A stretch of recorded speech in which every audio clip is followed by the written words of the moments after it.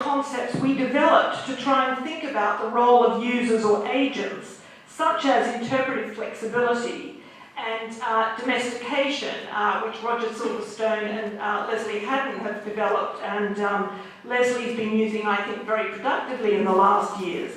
I think there were very good ways of thinking about the differing meanings that the same technology can afford, but I don't think that they were really about communication as such. And I think the temptation then is to render the symbolic configurations as somehow less material than their material form. To put it bluntly, I think STS concepts are better at dealing with hardware than software, and they were much better at speaking about ICTs as technologies rather than to their symbolic or communicative content. It is terribly hot in here, I'm just going to see you're all doing this. It's bloody hot in here. Now, the typical way out of this dilemma, as we all know, is to stress the mutually constitutive relationship between these concepts. This is what we always do, and it's a relationality that avoids determinism. But I wonder if the problem is really with how these debates have been framed. And what I mean by that is that I think often the STS sort of media studies divide is a divide and a debate around technology rather than technoscience. And that what that loses is our broader notion of technoscience that would encompass all our thinking about science and technology as forms of knowledge production, and even more crucially, as forming and informing culture. And I mean, two of the journals that I was, well, one journal I was on the editorial board, but the other one I sort of read actually very early on when I was getting into STS, was Science as Culture and Technology as Culture. And I think it's kind of often forgotten that that the cultural analysis goes right back to the kind of beginnings of STS. Now, I think it is true to say that in recent years we have been spending a lot of time fine-tuning our notions of materiality, and there's been a lot of discussion about materiality.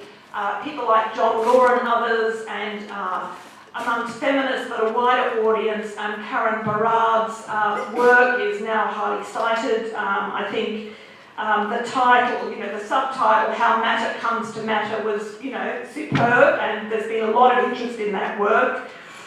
And the question then would be, of course, whether this focus on materiality is a strength or a weakness.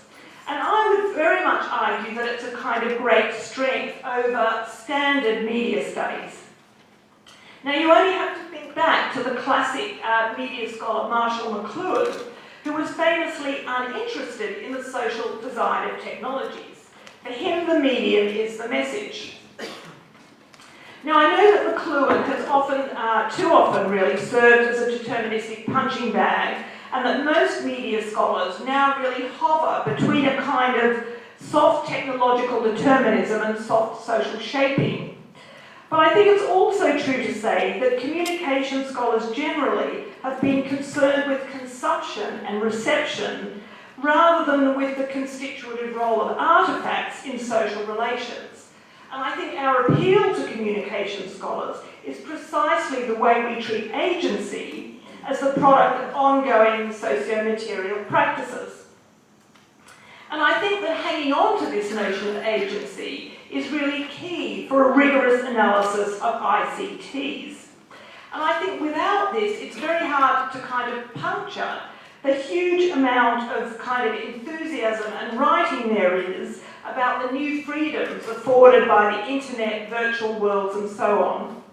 I want to end by mentioning a book that some of you will have read, and I think many of you will have heard of, by Jonathan Zittrain, called The Future of the Internet and How to Stop It. And it's already being claimed by many people as kind of the classic book on the internet. Now, it is a fantastic book, but I think Jonathan's book would have been much better if he'd read some STS, and I did try when we were together at the Oxford Internet Institute, unsuccessfully, to give him some. My proselytising had no effect on him, but he is a Harvard person, after all. Now, Zittrain is very interested in technological design. That's what I think is so interesting about the book. Indeed, the book is really an argument for preserving the inherently generative capacity of network PCs and the web. That's, it's a passionate plea for the preservation of that. And what he's very worried about is that this very character of open access makes it vulnerable to online viral infection and fraud. And that because of this fear, consumers will more and more opt for closed, or what he terms tethered applications that promise security. And this will be a sort of terrible fate. And who is going to save us from this terrible fate of closed or tethered applications?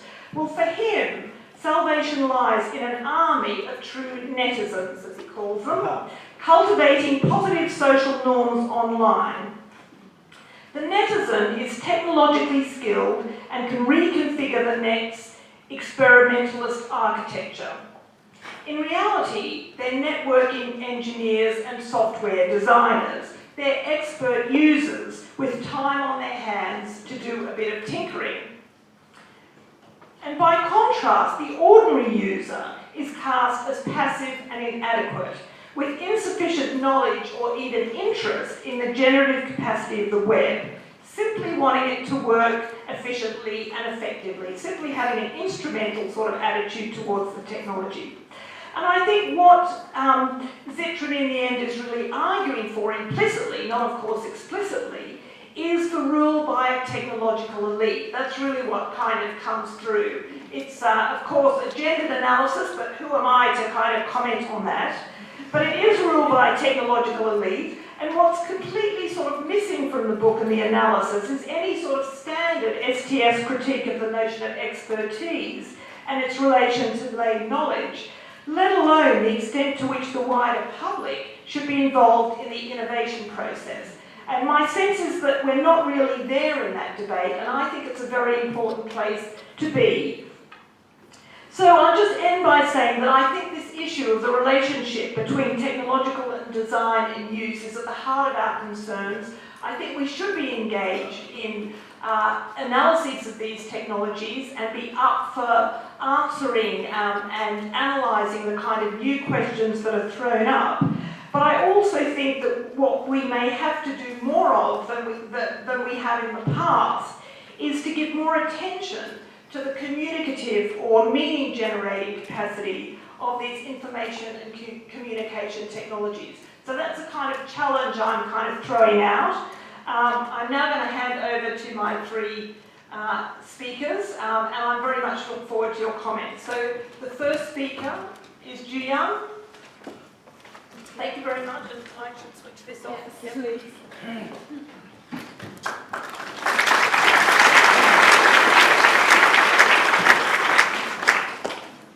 Good afternoon, everyone. First of all, I'm very honored to be here today, and I'd like to thank Judy for inviting me to be in this session. The title of my presentation today is Communication Ecology Perspective and the Internet in East Asia.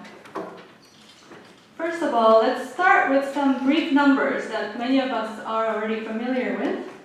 So this is the internet penetration rate in different continents in the world. And some of you may be slightly surprised to see the low average internet penetration rate in Asia, which is below the average of the world average. And if we see the top 4 countries in Asia with the highest absolute number of internet users, as you can expect, China is the first, and Japan follows with 78.2% penetration rate. India has high absolute number but very low penetration rate, and South Korea is fourth with 81.1%. On the other hand, there are other countries within Asia that have extremely low internet penetration rate, and this shows really like large digital divide that exists within Asia, and it also explains the low average in Asia. Going on, the household broadband penetration, South Korea leads the world with 99.5% household broadband penetration. Japan is ranked 24 with 60%, and UK and US has slightly higher broadband penetration than Japan. In terms of mobile phone penetration, again, South Korea and Japan has very high mobile penetration rate, and most of the phones are equipped with access to the internet. And mobile penetration in China is growing very rapidly. Now over 50% of Chinese people use mobile phone. So due to this kind of high penetration rate of internet and mobile phone in this region, in East Asia, many people are likely to assume that the same level of penetration rate may mean same type of usage. The actual usage will be also similar. So the question is, does similar penetration rate equals similar usage? And my answer to that is no. So let me give you some examples. This is comparison between Japan and Korea, which has very similar penetration rate. And you may recall from the earlier slide that broadband penetration in Korea was very high and Japan was lower. That is actually connected to the ways in which the internet has evolved in these two countries. First of all, in Japan, the internet really evolved in a mobile phone-centric way, that many people first started to use the internet with their mobile phone, and still mobile phone is the main way for people to get online. And related to this, very popular mobile internet activities in Japan include mobile, email, texting, and checking information like weather, movie, traffic, etc. And recently, blogging and social network services have become popular, but most of them are mostly used by mobile phone. On the other hand, in Korea, the internet really have evolved on a PC-based broadband connection. And so a lot of websites are used in a graphic-based, and the use of the internet has been quite diverse. So social network services have been very popular since late 1990s, where there weren't many social network services. And citizen journalism has been very active in Korea. So there you can see some different pattern of usage. On the more cultural side, in Japan, internet is largely viewed as a very anonymous space. The people don't feel very comfortable revealing their real names online. And even a lot of blogs and social network services are actually kept with nicknames rather than the real names. So naturally, the internet is considered to be an alternative space, which is kind of different from their offline social relationships and communications. On the other hand, in Korea, relatively speaking, internet is much more transparent space, that many people do not feel uncomfortable revealing their real name. And indeed, very popular social network site Cyworld, which has about half the population, has login names. In order to get the login name, you have to actually input your social security number in addition to the real name. And people don't feel uncomfortable doing that, so you can see kind of how people view the internet to be. And because of that kind of reason, and internet has become a very central medium in society. So in Korea, internet is not so much of alternative space, but more like a magnifying glass of offline. Offline and online are quite connected, continuous relationship. And these are just a few examples, but these differences between the two countries illustrate the social shaping of technology perspective very well, where the same technology can be used quite differently depending on government and market policy and the ways in which users view the technology. And Judy talked about the social shaping of technology, but just to give you some embarrassing story of mine is that I have been familiar with this social shaping of technology perspective since my graduate school days, mainly because one of my advisors was Bill Dutton, who is now at Oxford Institute. And because of his influence, until very recently, I thought that social shaping of technology perspective comes from communication studies. And Judy and other people who lead this perspective, I thought they are part of communication studies, but actually it's developed and it's very important perspective in STS, so it was very eye-opening for me to know that. But actually this episode illustrates that a perspective developed in STS has actually been adopted, came to communication studies, and now it's one of very important perspectives that a lot of communication scholars use. And it shows the natural linkage between STS and communication studies. So adding on to the social shaping of technology, what I would like to suggest as a communication researcher is to study new communication technology in context of other communication media, within the communication environment. The communication environment can include mass media, television, newspaper, radio, and also very important interpersonal communication, which is a very important way for us to communicate with other people. When we study new communication technology, we tend to overemphasize, focus too much on that technology and just focus on what people do with that technology. But oftentimes that kind of perspective is likely to exaggerate the social implication of that technology if we just mainly focus on that technology. And oftentimes the actual social implication of that new technology is hard to grasp if we just focus on one technology. So I believe that we should study the internet and other new technologies within the communication environment and as one of the communication media rather than the one technology that we want to focus on. And to illustrate the point more concretely, this is what my colleagues and I call communication ecology.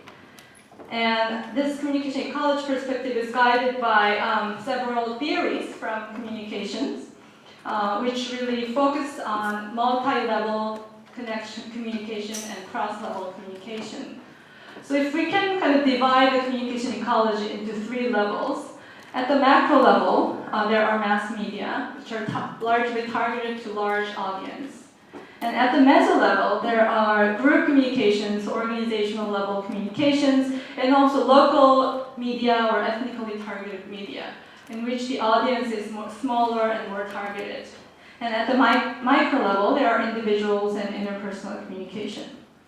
And obviously, the size of the communication ecology, or the size of each level, and the cross-level interaction of each level is likely to differ in different countries. Right? The communication in different countries are likely to differ, not only in different countries, but within a country, the communication ecology of each city is likely to differ.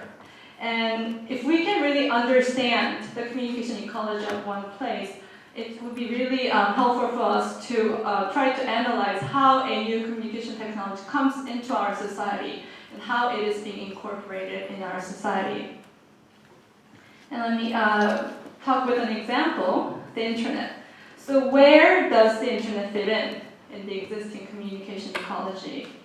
And in order to answer this, we first of all have to specify what type of internet activity we're talking about. Because the internet is a very broad, there are many different activities, and different types of activity can belong to different levels in the communication ecology. So let's say we want to focus on social network services, SNS. This is the most popular activities these days in many countries. And several scholars recently have pointed out that social network services have made it much easier for people to form groups online and to engage in group-level communication. So in that sense, SNS, use of the internet, can be incorporated into the meso level in this communication ecology. And to bring this example in a more specific context, if we look at South Korea, going back to the earlier example, I mentioned that internet is very much part of the offline relationship in Korea. So mass media actually have been paying a lot of attention to what netizens say or what's going on the internet. And recently, the social network sites, Cyworld, which is Korean, and then Twitter, which has become very popular in both Japan and Korea. In Korea, a lot of politicians and celebrities now use those social media as a mini press release place.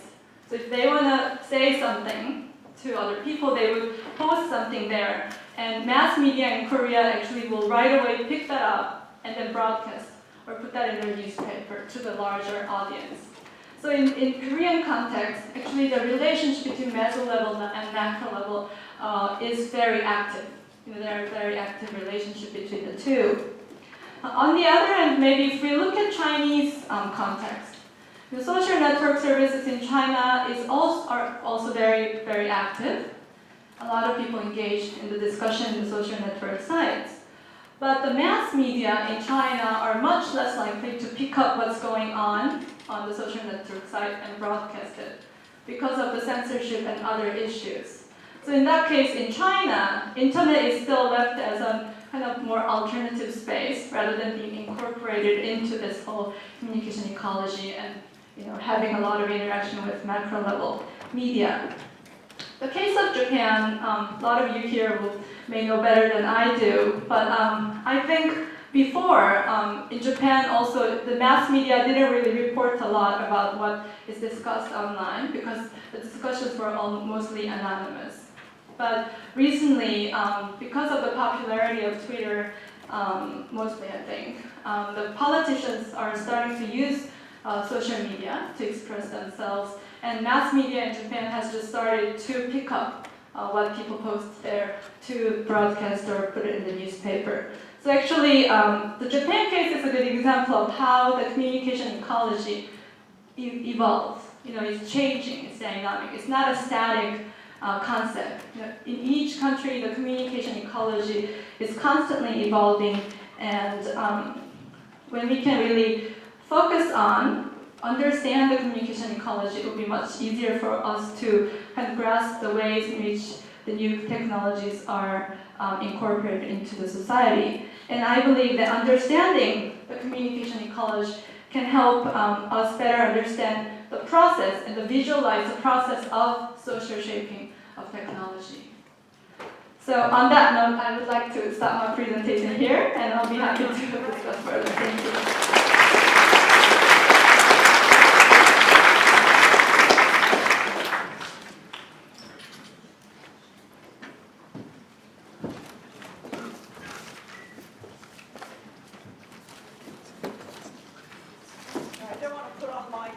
When they're both on together, but this is Christian Lecoq, as you can see, just setting up here.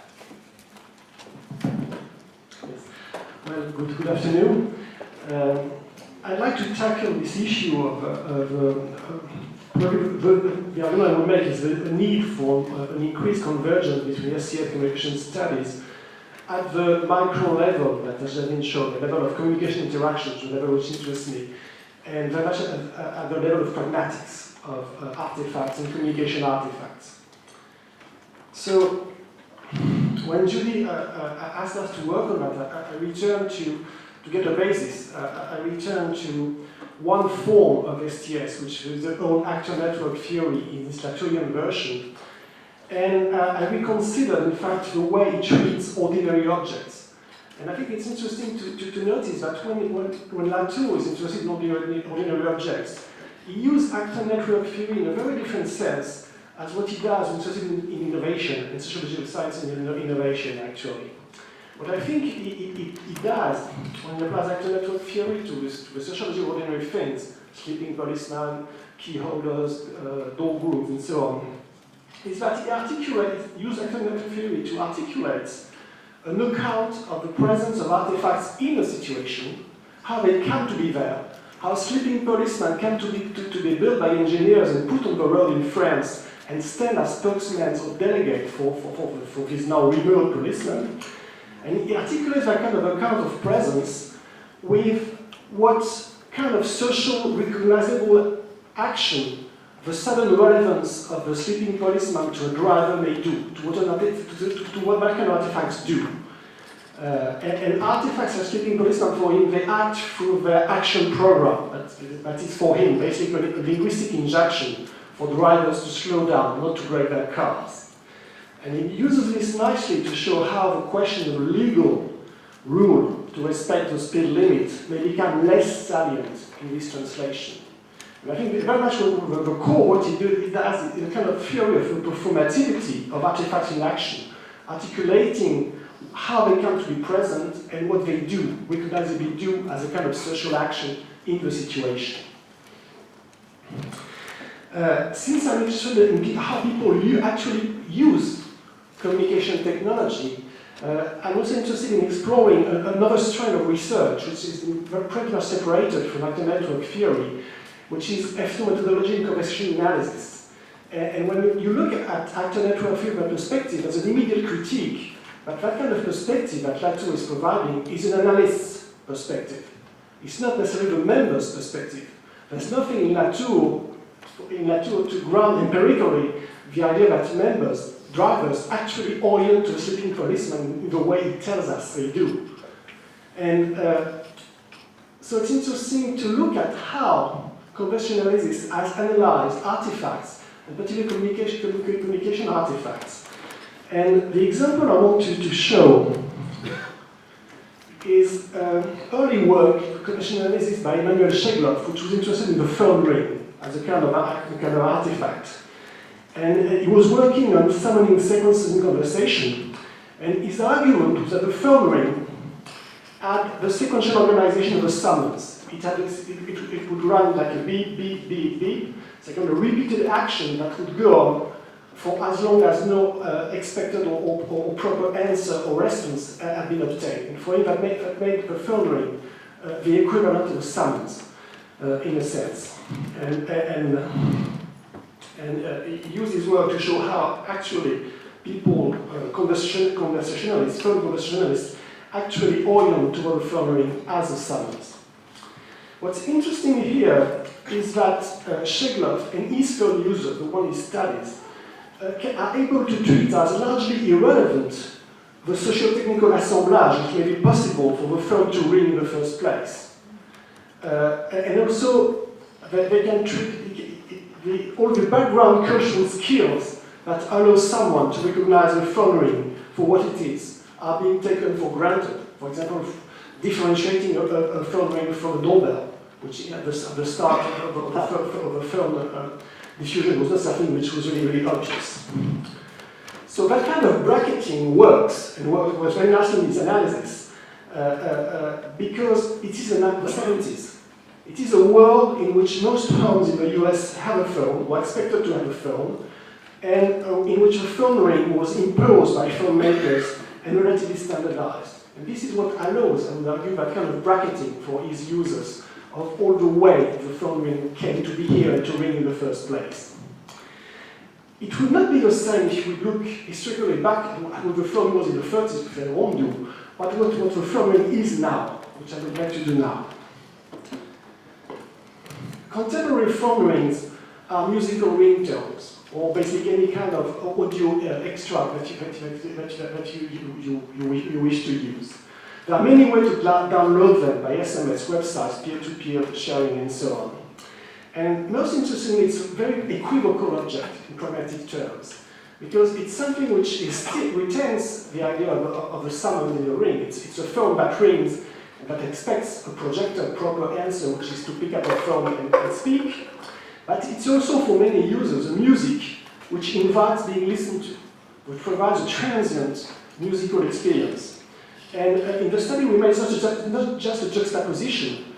These melody-oriented users, they declare that the melody somehow compensates for the summons, which is very interesting.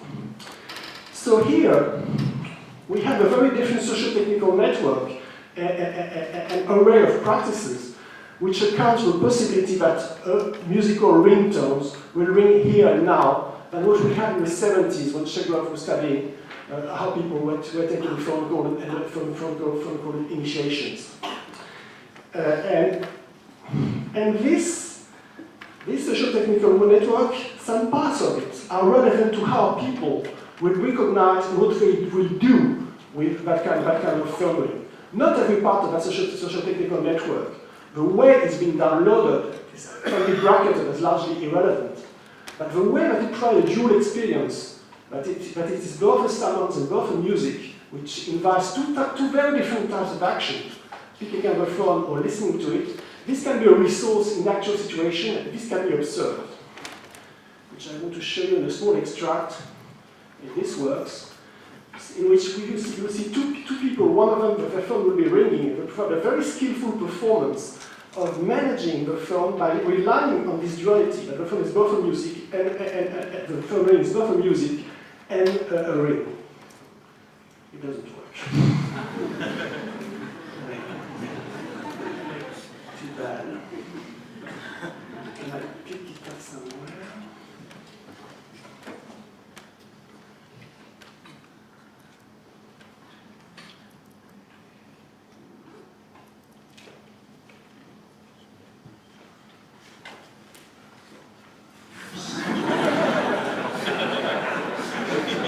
getting into trouble. I think you have to believe my word that they really do that, and they really like that kind of performance. Sorry.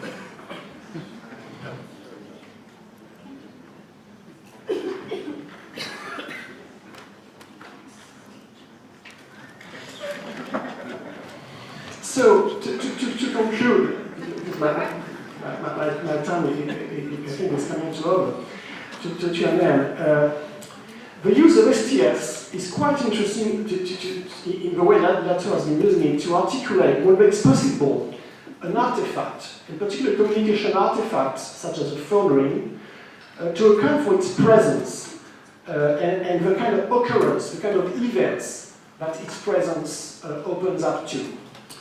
And also to articulate that with what the corresponding artifact in action, here the ring of a phone, recognizably does. And I think this is really interesting, and I try to show why there is an urgency to do more of that, to articulate that kind of performative analytical view of artifacts in action with the analysis of naturally occurring data about how people actually communicate and how they may orient to that kind of to parts or description of that kind of array of practices and social technical networks that make such events possible in the first time. And I would argue that the phone ring here is just an example. Nothing prevents us to extend such a technopragmatic perspective to any kind of communication event. And it may be urgent to do so because the current development of new media and ICT leads to forms of communication events whose heterogeneous networkness is more salient, is less easy to bracket, and is highly relevant to what they do, they're perceived to do by users. This is an example of what a user, which I was video recording, got on she was using a dating site. That's what she got at some point on the site she was visiting.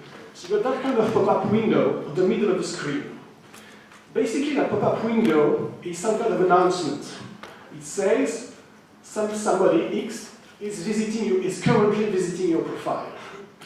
But what is interesting is that even though I can metaphorically describe this as an announcement, the question of what kind of agency led to the possibility of such an event to occur is a very complex question. It's not someone which said that announcement. It's a very complex social technical network that led to that particular announcement.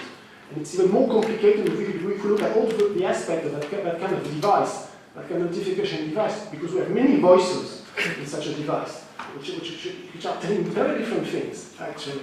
And so to understand what these things might do, and I think it's important to have a kind of analytic reconstruction of a kind of social technical network which made this thing happen in the first place, and because they cannot be bracketed as easily as what could be done with phone ring in the 70s. The networkedness here is more salient to the actual situation of use. I think it's one good reason to explore more that very uneasy relationship between STS communication studies and between STS and situated action theories, I think. Thank you.